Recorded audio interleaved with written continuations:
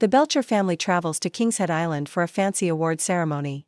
Their restaurant has been named the best dive on the mainland. Bob is genuinely excited to receive the physical trophy. He feels like this award might finally validate his career. They arrive at the venue and set up their humble slider station. Bob notices Vincent, a notorious former jewel thief turned chef. An assistant named Sabrina arrives to organize the photo op. She lets Bob hold the heavy trophy for a quick picture.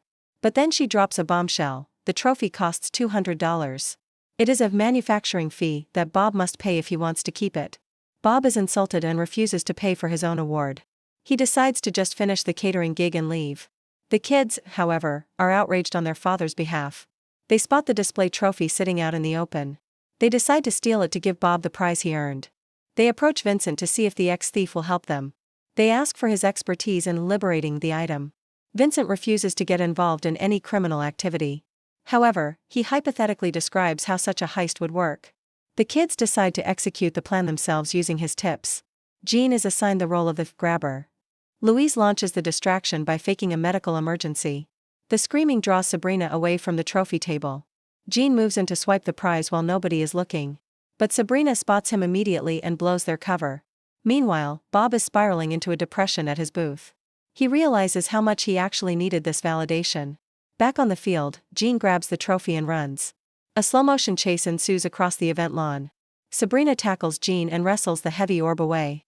She scolds the kids for being terrible thieves. She mocks them, demanding to know who their parents are. Jean is forced to give up the goods in defeat. Sabrina triumphantly places the trophy back on its pedestal. Suddenly, the table begins to wobble. The trophy rolls off the edge and heads for the cliff. Sabrina tries to catch it but trips over a guest. The award plummets into the deep ocean waters. The kids act shocked, but Vincent seems impressed. He hints that the clumsy heist was actually a distraction. He reveals the wobble was part of a rusty hook con.